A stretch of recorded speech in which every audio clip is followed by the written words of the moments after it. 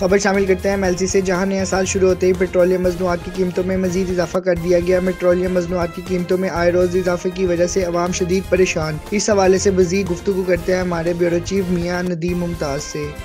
जी बिल्कुल, दुनिया भर में नया साल शुरू होते ही आवाम को रिलीफ दिया जाता है, लेकिन पाकिस्तान एक वैध मुल्क है। नया साल शुरू होते ही आवाम को एक मिनी बजट के ज़रिए महंगाई का एक और झटका लगा दिया गया। हुकूमत ने नए साल 2022 शुरू होते ही आवाम को महंगाई का तोहफ़ा देते हुए पेट्रोलिंग मसनूआत में 4 रुपये तकरीबन इजाफ़ा कर दिया, जिसके बाद पेट्रोल की कीमत नई जो कीमत है वो तकरीबन 144 रुपये 82 पैसे मुकर्रर कर दी गई। इसी तरीके से हाई डीज़ल, लाइट डीज़ल, मिट्टी के तेल की कीमतों में भी इजाफ़ा हो चुका है। मुल्क भर में बढ़ते हुए महंगाई के सैलाब से आवाम शदीद परेशान दिखाई दे रही है। पिछले एक हफ्ते के दौरान 22 अशिया खुर्दनोश की कीमतों में खातर खा इजाफा दिखाई देता है।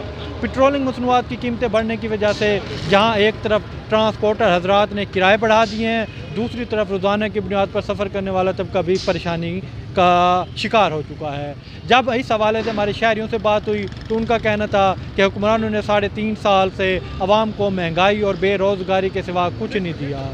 हर 15 दिन के बाद रेट में पेट्रोलिंग इजाफा कर दिया जाता है। पॉलिसी रेट से लेकर खाने पीने की अशिया तक हर चीज़ की कीमत में इजाफा हुकूमत की नाअहली का मुँह बोलता सबूत है। वफाकी हुकूमत पेट्रोलिंग मसनूआत और दीगर अशिया खुर्दनोश की कीमत में इजाफा न सिर्फ वापस ले बल्कि मज़ीद कमी भी करे, ताकि गरीब तबका खुशहाली से ज़िंदगी बसर कर सके। जी।